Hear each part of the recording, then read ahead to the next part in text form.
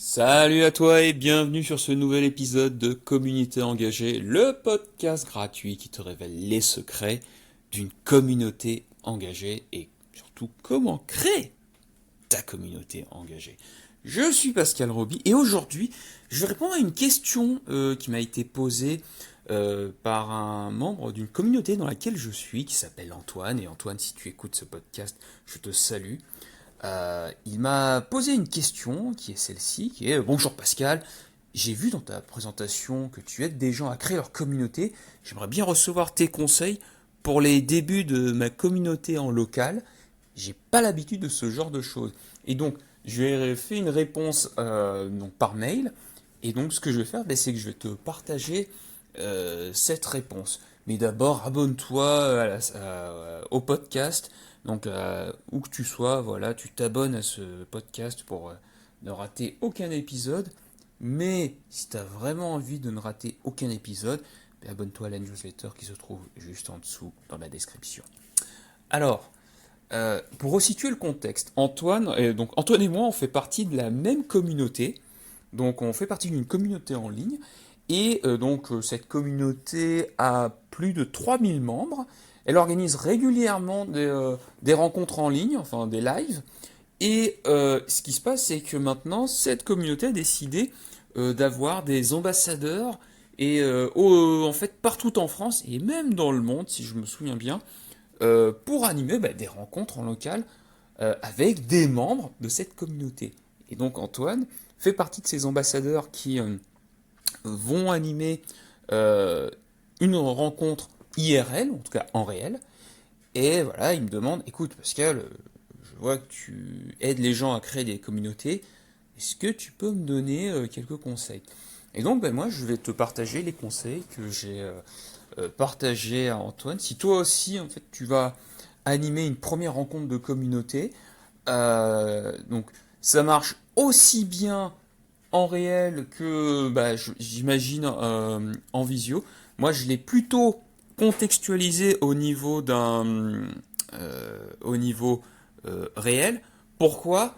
Parce que euh, comme en fait on fait déjà partie de la même communauté en ligne et que les gens qui vont venir le voir en majorité font partie de cette même communauté, il y a déjà quelque chose en fait qui nous relie et qui vont relier les gens qui vont venir vers nous, c'est que ils sont déjà membres de la communauté et ça déjà c'est un gros point. Voilà, je pourrais même, ça va faire même le lien avec le premier point qui est déterminer la raison d'être en fait de ces rencontres. Pourquoi? Parce que en fait, si tu ne détermines pas pourquoi on se rejoint, si c'est juste ah bah écoute, on fait une rencontre juste parce qu'on est membre de la même communauté, ça va pas suffire. En fait, c'est juste pas suffisant.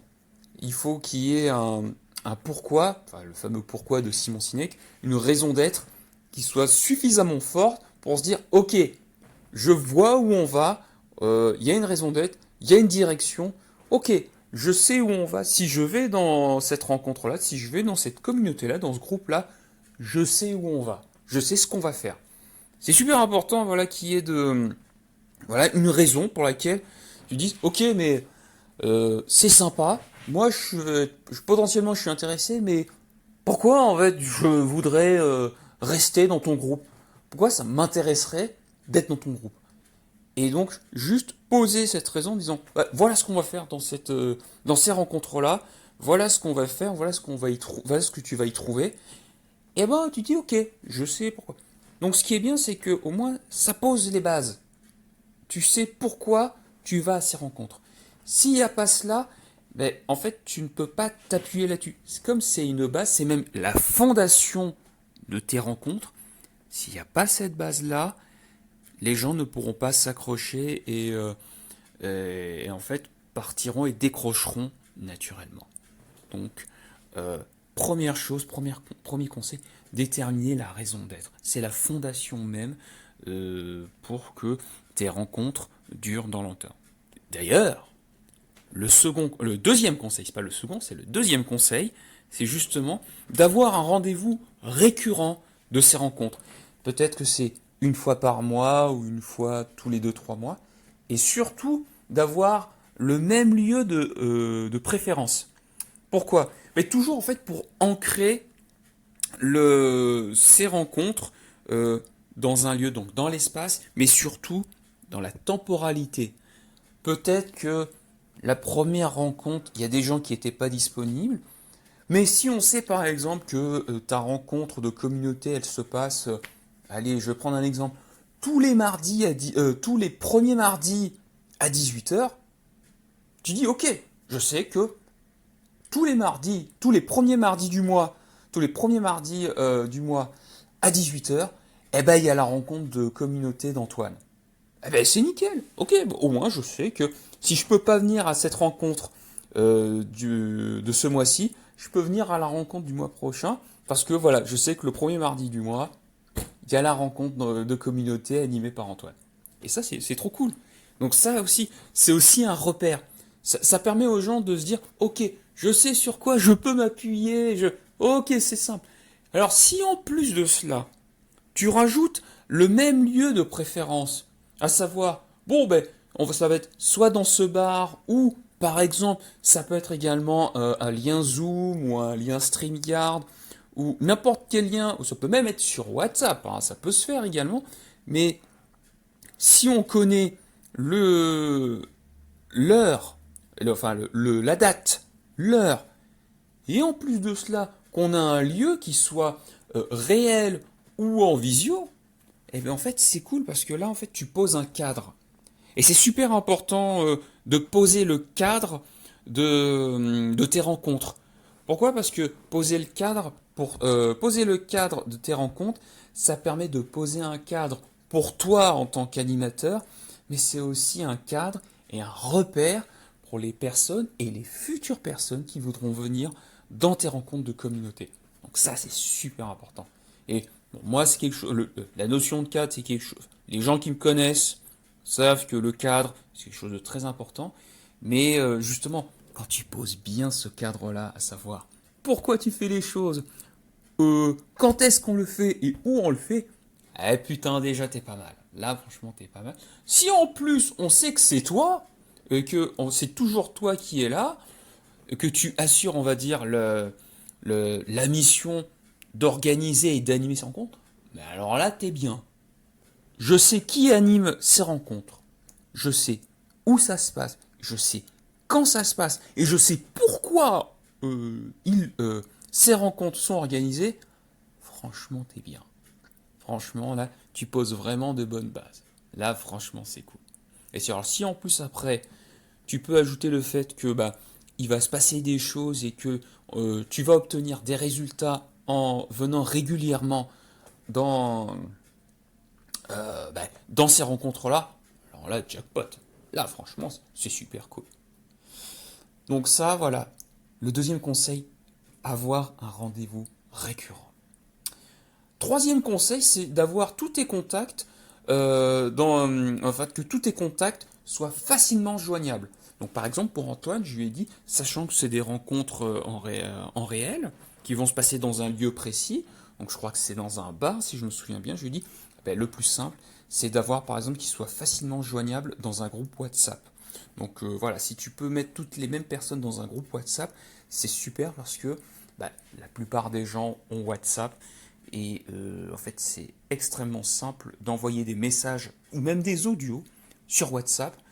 Les gens, voilà, normalement aujourd'hui, à part peut-être certains Gaulois réfractaires, mais bon, ça tu ne peux pas savoir, mais par WhatsApp, je dois avouer que c'est super simple. Après, tout dépend ta thématique, tout dépend le type de communauté que tu as, mais si ce n'est pas WhatsApp, donc et au moins un endroit où les gens, en fait, tu peux facilement contacter les gens. Peut-être que ça peut être par mail, mais le principe, le conseil que je veux te donner, c'est surtout d'avoir que les contacts qui vont venir te voir et que tu vas récupérer, que derrière, ils soient facilement joignables. Donc ça, c'est vraiment un point super important. Pourquoi? Parce que quand tu vas partager l'information de tes rencontres, eh ben, il faut que toutes les personnes, même celles qui ne sont pas venues aux premières rencontres, ben, puissent avoir cette information de dire, ok, je suis pas venu par exemple, là, donc moi à l'heure où j'enregistre, on est au mois de novembre, j'ai pas pu venir à celle de septembre et d'octobre, mais j'ai envie d'être à celle de novembre. Voilà. Ben, ces personnes qui sont observatrices, qui sont donc pourquoi je parle d'observatrices, enfin observateurs, observatrices, puisque ce sont des personnes. Ça pour ça, je te propose de revenir à l'épisode sur la règle des 1%. Donc, et notamment, ben, pourquoi les gens ne se sentent pas intégrés. C'est à ce moment-là où c'est super important d'avoir toutes les personnes qui puissent recevoir ben, ton message. Donc, t'es proactif, t'es réactif, et aussi les personnes qui sont observateurs. Observatrices, puisque ce sont des personnes. Il faut bien parler français. Quatrième conseil que je puisse donner pour animer sa première rencontre. Donc, c'est vrai que là, on a beaucoup parlé du cadre et de l'installation pour faciliter les rencontres de communauté, mais c'est super important. Hein. Vraiment, s'il n'y a pas ces bases-là, après, c'est compliqué. Là, maintenant, on va entrer dans le vif du sujet et on va aller, donc là, je vais plus m'adresser, donc là, c'est à Antoine, mais à toi qui veux animer ta rencontre de communauté. En fait, il faut que tu aies des sujets de discussion pour animer ta rencontre si jamais il y a un blanc, tout simplement pour pouvoir relancer. Là, dernièrement, tu vois, j'ai participé justement à une rencontre en réel avec d'autres membres de cette même communauté. Et la personne qui avait organisé cette rencontre avait préparé 3 questions pour voilà, animer les discussions. Au cas où, il avait 3 questions. Je vais essayer de m'en souvenir. Voilà, ces 3 questions, c'était voilà, quelle est votre dernière victoire? Euh, Quelle a été votre pire défaite? Et qu'est-ce que vous procrastinez actuellement? Que j'ai énormément apprécié parce que ce sont des questions, tu vois, qui sont tellement ouvertes que les membres vont pas avoir d'autre choix que de partager en fait leur expérience par rapport à ces questions-là. Donc, moi j'ai beaucoup aimé, et donc c'est pour ça que je te partage ces questions parce que je les trouve extrêmement pertinentes. Mais tu vois, d'avoir des questions comme ça, des questions très ouvertes qui permettent aux membres de tes rencontres ben, de partager leur expérience, ça franchement c'est génial. Ce qui fait que derrière, avec ce genre de questions, bah, t'es sûr d'avoir des gens qui discutent ensemble. Donc ça c'est cool. Et enfin, le dernier point, mais qui va faire le lien avec ce qui a été dit précédemment, le dernier conseil, c'est d'avoir un lien accessible qui permet à l'ensemble du groupe de connaître les infos des rencontres. Donc, je reviens par exemple par exemple, si on reprend le groupe WhatsApp, bah, s'il y a le groupe WhatsApp, il faut que toutes les personnes aient, voilà, facilement accès à toutes les infos du groupe et notamment des rencontres, savoir date, lieu et heure des rencontres. Donc ça, c'est super important. Et il faut que le lien soit facilement accessible. C'est-à-dire que les gens arrivent dans ton groupe, donc là c'est vrai que c'est sur WhatsApp, mais imaginons on est sur Telegram. Quand ils arrivent sur Telegram, il faut que ou dans n'importe quel groupe, ça peut être même Facebook ou ailleurs, il faut que l'information des rencontres soit facilement accessible. Et même mieux, le top, ce serait d'avoir un- une page où on se rappelle quelle est la raison d'être de tes rencontres, c'est-à-dire la mission, et derrière, ben, ensuite, les dates, le lieu et les heures de rencontre. Pour que ce soit facile, pour que, en fait, les gens, ils arrivent, et par exemple, si je suis sur mon téléphone, j'arrive sur le téléphone, j'arrive sur cette page, et je me dis, et hop, j'ai un petit rappel de ce qu'est la mission de la communauté ou des rencontres, et derrière, hop, j'ai le lien directement pour, ok, prochaine date, le lieu et l'heure de rencontre. Et là, déjà, honnêtement, t'es déjà pas mal pour animer voilà, ta première rencontre et même les suivantes. Parce que moi, ce qui m'intéressait, donc pour Antoine, mais aussi pour toi qui m'écoutes, c'est que en faisant cela, non seulement tu vas être capable d'animer ta première rencontre, mais surtout les suivantes.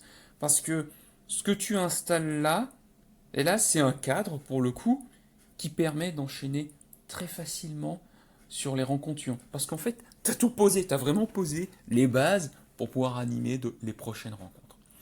Et donc, bah écoute, voilà, J'ai fini, tu vois, avec cet épisode. J'espère que cet épisode t'a plu. Et quant à nous, on se retrouve très très vite pour un nouvel épisode. Je te dis à plus tard. Salut.